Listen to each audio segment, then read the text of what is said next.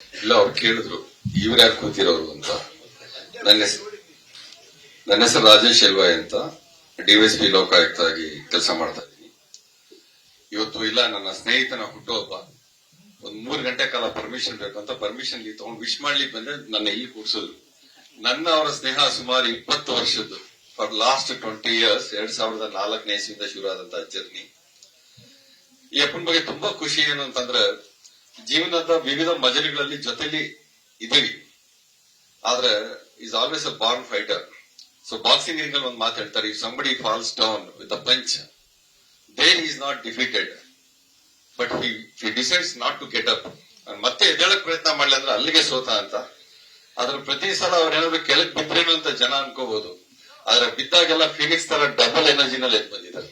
ಅದು ನಮ್ಗೆ ನಿಮ್ಗೆ ಎಲ್ಲರಿಗೂ ಗೊತ್ತಿದೆ, ದಟ್ ಈಸ್ ವಿಜಿ. ಇನ್ನೊಂದು ಖುಷಿ ವಿಚಾರ ಏನಂತಂದ್ರೆ, ಎಷ್ಟೇ ಸಲ ನಮ್ಮ ಅವ್ರ ಭೇಟಿ ಆದಾಗ he just beat this movie ಸಿನಿಮಾ ಅಂದ್ರೆ ಅವರ ಪ್ರತಿ ವರ್ಷದಲ್ಲಿ ಸಿನಿಮಾ ಬಗ್ಗೆ ಬಿಟ್ಟು ಬೇರೆ ಮಾತಾಡಿದ್ದೇ ಕಡಿಮೆ. ಇಲ್ಲ ಯಾರಿಗಾದ್ರೆ ಏನಾದ್ರು ಸಹಾಯ ಮಾಡಿದ್ರೆ ಬ್ರದರ್ ಅದಕ್ಕೆ ಹೆಂಗ್ ಮಾಡ್ಬೋದು, ಯಾವ ತರ ಆಪ್ಷನ್ ಲೀಗಲ್ ಆಗಿ ಏನಿದೆ, ಹೇಗ್ ಮಾಡ್ಬೋದು ಅಂತ.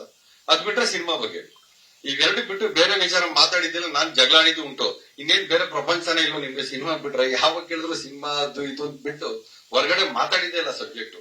ಸೊ ಹಾಗಾಗಿ ಆಲ್ವೇಸ್ ಐ ಫೀಲ್ ಅವರ ಪ್ರತಿ ವರ್ಷನಲ್ಲೂ ಸಿನಿಮಾ ಬಿಟ್ಟು ಬೇರೆ ಚಿಂತನೆ ಮಾಡೋಕ್ಕೂ ಅವ್ರಿಗೆ ಇಲ್ಲ. ಕನ್ಸಲ್ ಬಹುಶಃ ಸಿನಿಮಾನೇ ಕಾಣ್ತಾ ಇರ್ತಾರೆ ಅನ್ಸುತ್ತೆ, ಬೇರೆ ಬರ್ಲಿಕ್ಕೆ ಸಾಧ್ಯ ಇಲ್ಲ. ಹಾಗಾಗಿ ತುಂಬಾ ಸಲ ಹೇಳಿದ್ದು, ಜಗಳ ಆಡಿದ್ದು ಉಂಟು, ಅವ್ರ ಜೊತೆ ಮನಸ್ತಾಪ ಮಾಡ್ಕೊಂಡಿದ್ದು ಉಂಟು.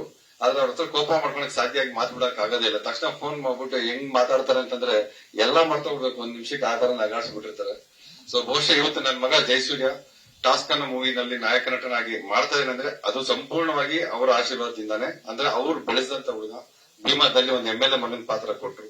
ಸೊ ಅದನ್ನ ಅವರು ಚೆನ್ನಾಗಿ ಇವರ ಗರಡಿನಲ್ಲಿ ಅವನು ಶುರು ಆಯ್ತು. ಸೊ ಅದರ ಒಟ್ಟಿಗೆ ಅತಿ ಮುಖ್ಯವಾಗಿ ತುಂಬಾ ಸಹೃದಯ ಅಂತ ಹೇಳಲಿಕ್ಕೆ ಇಷ್ಟಪಡ್ತೀನಿ. ಆ ಸಹೃದಯ ಪ್ರೇಮ ಮತ್ತೆ ಸ್ನೇಹಕ್ಕೆ ಕೊಡೋ ಬೆಲೆ ಇಲ್ಲಿವರೆಗೂ ನಮ್ಮನ್ನ ಇಲ್ಲಿಗೆ ಎಳೆದು ತಂದಿದೆ. ಹಾಗಾಗಿ many happiness of the day. ಹುಟ್ಟುಹಬ್ಬದ ಶುಭಾಶಯಗಳು. ಹೀಗೆ ಖುಷಿಯಾಗಿತ್ತು. ಅವ್ರು ಹೇಳಿದ್ರು ಹುಟ್ಟಿದ ಸಾರ್ಥಕ ಆಗೋಯ್ತು ಗುರು ಅಂತ. ತುಂಬಾ ವರ್ಷದಿಂದ ಅದು ಪ್ರೂವ್ ಮಾಡಿದ್ರೆ ಇನ್ನೊಂದಷ್ಟು ಜನಕ್ಕೆ ಯಶಸ್ವಿಯಾಗಿ ಸಾಕಷ್ಟು ಹೊಸ ಪ್ರತಿಭೆಗಳಿಗೆ ಅವಕಾಶವನ್ನು ಮಾಡಿಕೊಡ್ತಾ ಇದ್ದಾರೆ. ತುಂಬಾ ಜನ ಇವತ್ತು ಬರ್ತಾ ಇದ್ದಾರೆ ಚಿತ್ರರಂಗದಲ್ಲಿ, ತಮ್ಮ ಸಲಗ ಮತ್ತು ಭೀಮಾದಲ್ಲಿ. ಅದು ಹಾಗೆ ಕಂಟಿನ್ಯೂ ಆಗಲಿ ಅಂತ ಹೇಳ್ತಾ, ಸದಾ ನಿಮ್ಮನ್ನ ಖುಷಿಯಾಗಿಟ್ಟಿರಲಿ, ನಿಮ್ಮ ಮಗಳಿಗೂ ಯಶಸ್ಸು ಸಿಗಲಿ ಅಂತ ಹೇಳ್ತಾ, ಜಡೇಶ್ ಅವರ ಈ ಚಿತ್ರ ಚೆನ್ನಾಗಲಿ. ನಮಸ್ಕಾರ, ಜೈ ಭೀಮ್.